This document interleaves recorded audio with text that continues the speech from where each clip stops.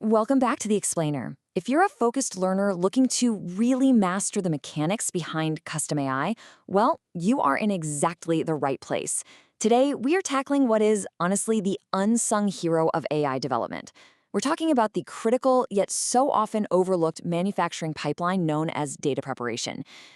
Everyone absolutely loves talking about fine-tuning massive language models, tweaking parameters, all that flashy stuff. But the absolute truth of the matter, a model is literally only as good as the data you feed it. Better data beats bigger prompts every single time. So today, we are going completely under the hood to build a high-quality data set from the ground up. This brings us to a really fascinating challenge. Think about your own inbox for a second. How exactly do you take something as messy, as unstructured, and as purely chaotic as raw emails and transform them into a pristine, highly structured training data set, one that an AI model can actually learn from? See, we aren't just dumping a bunch of text into a black box and crossing our fingers. It doesn't work like that. We have to curate, translate, and meticulously organize this information. We have to set it up so the model actually learns the underlying patterns of the data instead of just memorizing all the random noise. To get from that messy inbox to a highly efficient fine-tuning engine, we're going to follow a really logical 5-step pipeline today. We'll start with gathering and labeling, move on to encoding text into numbers, then we'll do the crucial data split, followed by shuffling to prevent bias, and finally, formatting the final dataset. Let's dive right into step 1, gathering and labeling. This is all about curating your real-world data. Okay, so for a reliable data set, you fundamentally need real data that reflects the actual task you want the AI to do. In our specific case today, that means utilizing actual real-world emails to train an AI support agent to classify and route incoming messages. But right away, when you start talking about handling real emails, alarm bells might go off. And rightly so. You're probably thinking about privacy, sensitive customer info, the whole shebang. Well, the huge reassurance here is that this curation process can be handled entirely securely and privately right on your local system. You don't have to upload anything to the cloud yet. Your private data doesn't have to leave your machine at all during this preparation phase. It's completely locked down. Moving on to step 2, encoding text into numbers, or as I like to call it, translating human text into machine IDs. Here is a fundamental truth we have to grapple with. While you and I read and categorize things using words, machine learning models don't. They fundamentally only process numerical data. They are math engines, right? So you might use human-readable labels to categorize your data set of emails. You might tag an international bank inquiry as IN Bank, or a domestic education email as US School. That makes perfect sense to us. But behind the scenes, models use a process called tokenization. To make this work, we absolutely must translate those text labels into unique numerical IDs. So IN Bank becomes a 0 and US School becomes a 1. We have to speak their language so the model actually understands the categories we are trying to teach it. All right, step 3. This is a big one, the crucial data split. Let's talk about the 80-10-10 rule.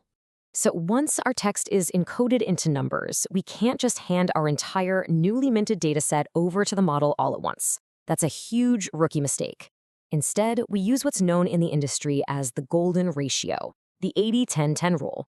We divide our entire pool of data so that 80% is used strictly for training, 10% for validation, and the final 10% for testing. Now, you might be wondering, why not just use 100% of the data for training? Wouldn't more data make it smarter? Well, no. Because if we give the model absolutely everything up front, we have literally no way to prove it actually learned the underlying concepts. It might just memorize the specific emails we gave it. It's a massive problem in machine learning known as overfitting. This specific 80-10-10 split is exactly how we prevent that from happening. Let's actually break those 3 sets down, starting with the training data set.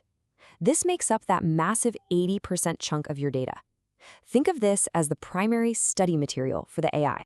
This is the main body of data that is used directly to teach the model. As the model churns through these thousands of examples, it's actively adjusting its internal workings, its weights and connections, trying to figure out the deep patterns necessary to get better at the specific task of classifying emails. This is where the heavy lifting happens. This is where the core learning is actually taking place. Next up is the 10% validation data set. If the training set is the study material, the validation set acts as a sort of practice quiz. It's used actively while the model is being trained, but crucially, it contains data the model hasn't specifically trained on. It hasn't seen the answers to these. By checking the model's performance against this validation set periodically, we can monitor if it's actually learning the broad concepts or if it's just cheating and memorizing the training data. It essentially helps us adjust the learning process on the fly and decide the exact right moment to stop training so it generalizes perfectly to new data. And finally, we have the remaining 10%, the testing data set. If the validation set is a practice quiz, the testing set is the definitive final exam. This data is kept completely locked away in a vault until the very, very end of the training process. The model doesn't even know it exists. Once training is entirely complete, we use this set to evaluate the model's performance on completely new, totally unseen data.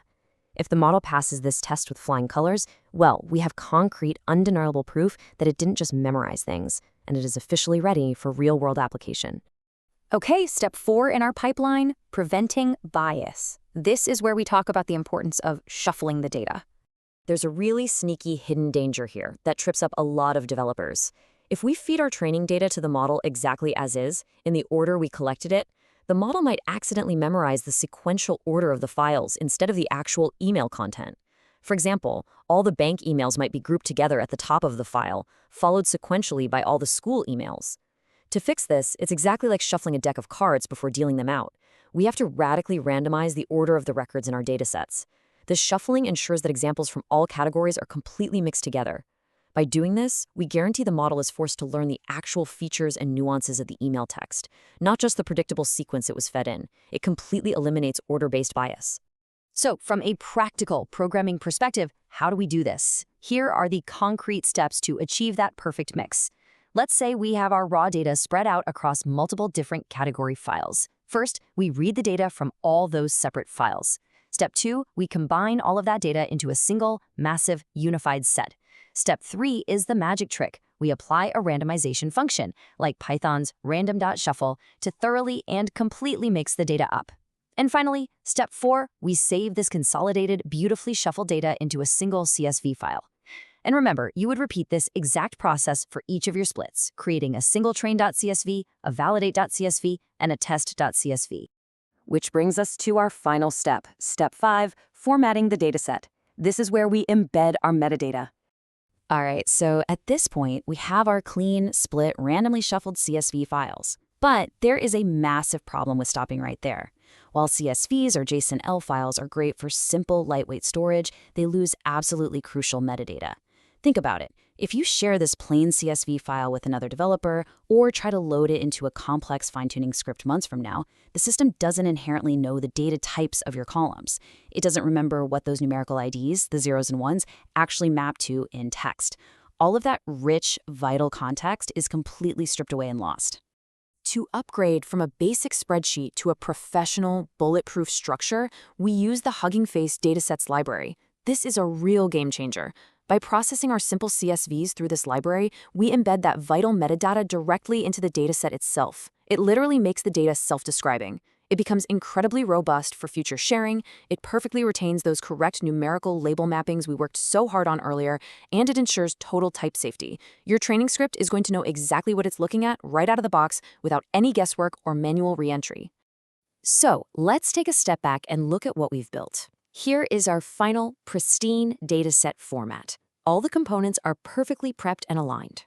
We have our train file acting as the core learning study material at 80%. We have our validate file serving as the practice quiz to monitor learning at 10%, and we have our test file, the final exam, waiting at 10%. And crucially, every single one of these sets has been rigorously shuffled to prevent order bias and formatted with Hugging Face metadata to be completely self-describing. It is a thing of beauty. Which leads us to the ultimate question. Think about where we started. Your raw, messy, unstructured emails have been securely curated on your local machine. Your text labels are perfectly encoded into machine-readable numbers. The data is strategically split using the golden 80-10-10 rule. It's been thoroughly shuffled to destroy any hint of bias, and it's formatted into a robust, self-describing library structure. You haven't just cleaned up some files. You have built a pristine, professional-grade manufacturing pipeline for custom AI. So the only question left is, are you ready to feed this masterpiece into a fine-tuning model and watch it become an absolute expert? Keep this highly structured pipeline in mind for your next build, and I will see you in the next explainer.